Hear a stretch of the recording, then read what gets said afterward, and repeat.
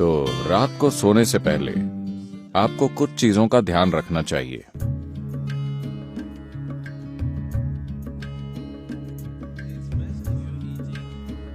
अगर आप मांस और वैसा भोजन करते हैं तो उसे सोने से कम 3 से 4 घंटे पहले खाएं ताकि पाचन पूरा हो जाए। सोने से पहले थोड़ा पानी पीकर सोने जाएं। आप देखेंगे कि इसी से वो ठीक हो जाएगा।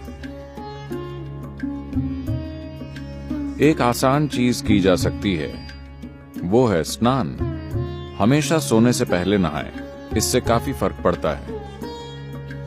इस मौसम में ठंडे पानी से नहाना मुश्किल हो सकता है, तो आप गुनगुने पानी से नहाएं। रात को गर्म पानी से न नहाएं, गुनगुना पानी लें। यह आपको सजग बनाता है। आप सोचेंगे, अरे मैं सो नहीं पाऊंगा। कोई फर्क नहीं पड़ता।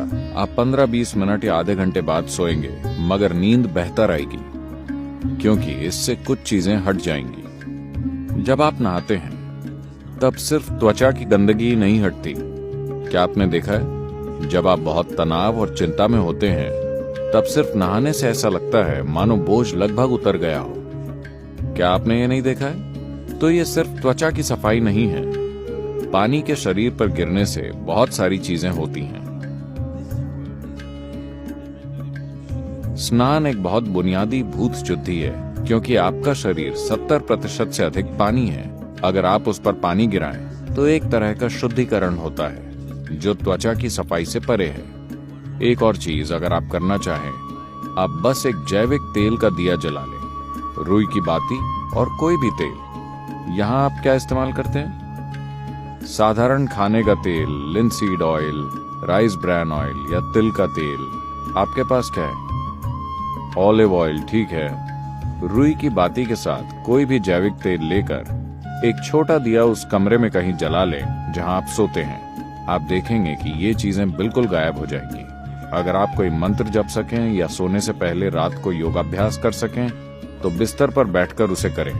अगर आप ईशा क्रिया करना चाहते हैं तो वो नेट पर उपलब्ध है। आमतौर पर भारत में आपसे कहा जाता है कि सोते समय अपना सिर उत्तर दिशा की ओर नहीं रखना चाहिए। आपको पता है? अगर आप रात में उत्तर की ओर सिर करके सोते हैं, जब आप लेटे हुए होते हैं तो धीरे धीरे खून आपके दिमाग की ओर बढ़ने लगेगा। When there is too much circulation in the brain, you cannot sleep peacefully. जब दिमाग में रक्त संचार बढ़ जाएगा तो आप शांति से नहीं सो पाएंगे। अगर आपके दिमाग में किसी प्रकार की भीतरी कमजोरी है या आप अधिक उम्र के हैं तो आप नींद में मर सकते हैं। हेमरेज हो सकता है, क्योंकि ज्यादा खून दिमाग में घुसने की कोशिश करता है जहां खून की नसें बाल जैसी होती हैं, और चुंबकीय शक्ति कुछ ज्यादा खून भेजती है। सीधे खड़े होते समय ऐसा नहीं होता। जैसे ही आप लेटते हैं, सिर की ओर यह खिंचाव इतना तीव्र होता है कि खून धीरे धीरे दिमाग की ओर जाने की कोशिश करता है। तो इससे बचने के लिए, यह सिर्फ उत्तरी गोलार्ध के लिए है। अगर आप ऑस्ट्रेलिया जाएं तो आपको सिर दक्षिण की ओर नहीं करना चाहिए। अगर आप भारत में हैं तो आपको सिर उत्तर की ओर नहीं रखना चाहिए। आप उसे और किसी भी तरह रख सकते हैं, वो ठीक है। इसे अपने मन में रखें कि आप सच में नाशवान हैं, ठीक है? सिर्फ शब्दों में नहीं, सच में। आप अभी मर सकते हैं। आप युवा हो या बूढ़े, कोई फर्क नहीं पड़ता। आप अभी मर सकते हैं, हाँ या ना? सोने से पहले बिस्तर पर बैठकर सोचें कि यह आपकी मृत्यु शैया है। आपके पास जीने के लिए सिर्फ 1 मिनट और है। पीछे मुड़कर देखें कि आपने आज जो किया, क्या वो सार्थक है? सिर्फ ये आसान अभ्यास करें, और आप नहीं जानते कि ये असल में कब होगा। आप मृत्युशैया पर बैठे होंगे या अस्पताल में लेटे होंगे और कई तरह की चीजें आपसे जुड़ी होंगी। किसे पता वो कैसे होगा? पर रोज इसका आनंद लें कि आप अपनी मृत्युशैया पर बैठे हैं। पीछे मुड़कर देखिए कि आज मैंने इन 24 घंटों में जो किया है, क्या वो सार्थक है? क्योंकि अब मैं मर रहा हूं। अगर आप ऐसा करेंगे तो आप एक सार्थक जीवन जिएंगे, मेरा विश्वास कीजिए। तो रोज रात को सोने से पहले आप सभी को ऐसा करना चाहिए। आखिरी 3 मिनट जो भी चीजें आपने इकट्ठा की हैं शरीर, मन की बातें, चीजें, छोटी चीजों को अनदेखा मत कीजिए। ये छोटी चीजें बड़ी चीजें हैं। मैंने देखा है कि कैसे लोग अपना तकिया भी लेकर चलते हैं, क्योंकि वो बहुत महत्वपूर्ण है।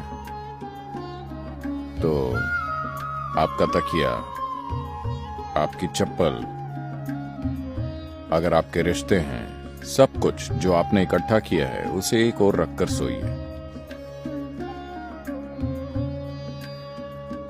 अगर आप इस स्थिति में सोएंगे तो आप अधिक रोशनी, अधिक ऊर्जा और आपकी कल्पना से भी अधिक संभावनाओं के साथ जागेंगे। बस जीवन के रूप में सोइए, पुरुष या स्त्री के रूप में नहीं, इस या उस रूप में नहीं। सब कुछ नीचे रख दीजिए। बस ये बहुत आसान है, सिर्फ नींद की साधना। कम से कम इतना आपको करना चाहिए।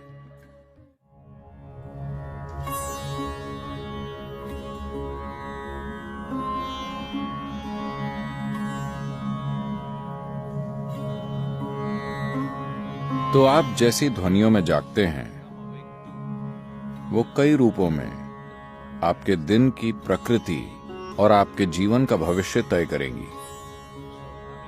तो एक अलार्म से अचानक जागना जीवन जीने का सबसे अच्छा तरीका नहीं है। अच्छा होगा कि अगर आपकी नींद, जिस तरह का भोजन आप करते हैं और जिस तरह के विचार और भावनाएं अपने अंदर रखते हैं, और आपने अपने शरीर में जीवंतता का जो स्तर बनाए रखा है, उससे तय होगा कि आपको कितनी नींद की जरूरत है। मान लीजिए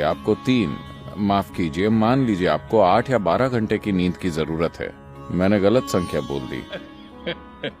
आपको जितनी भी नींद चाहिए, आप अपनी जरूरत जानते हैं। So you go to bed early enough. तो पर्याप्त जल्दी सोने चले जाएं, ताकि आप अपने आप जाग सकें।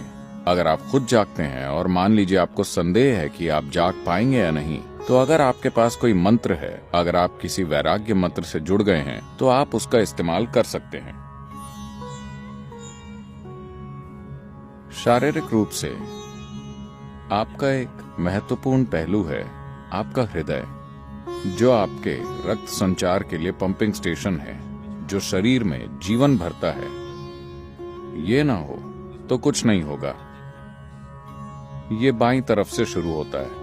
तो आपको पता है, भारत में आपसे कहा जाता है कि आप जब जागें तो आपको दाहिनी तरफ करवट लेकर उठना चाहिए। बताया है, अगर आप बाईं तरफ करवट लेकर उठेंगे तो आपके साथ खराब चीजें होंगी। खराब चीजें उस तरह नहीं। जब आप आराम की स्थिति में होते हैं, जब शरीर आराम में होता है, तो मेटाबॉलिक क्रिया धीमी होती है। जब आप उठते हैं तो सक्रियता में एक उछाल आता है। इसीलिए भारत में कहा जाता है, देखिए ये चीजें जीवन का हिस्सा थीं, इन्हें आप छोड़ रहे हैं। जीवन का पूरा विज्ञान जीवन का हिस्सा था। आपसे कहा गया कि सुबह जागने से पहले अपनी हथेलियां आपस में रगड़कर ऐसे देखना चाहिए। Not see like this. You must place it upon your eyes. देखना नहीं, आपको उसे अपनी आंखों पर रखना चाहिए। आप ऐसा कीजिए, आपको भगवान दिखेंगे। ये भगवान देखने के बारे में नहीं है। अगर आप इन दोनों को साथ रगड़ेंगे तो सभी नसों के सिरे, आपके हाथों में ढेर सारी नसों के सिरे होते हैं। अगर आप ऐसा करते हैं तो शरीर तुरंत जाग जाता है।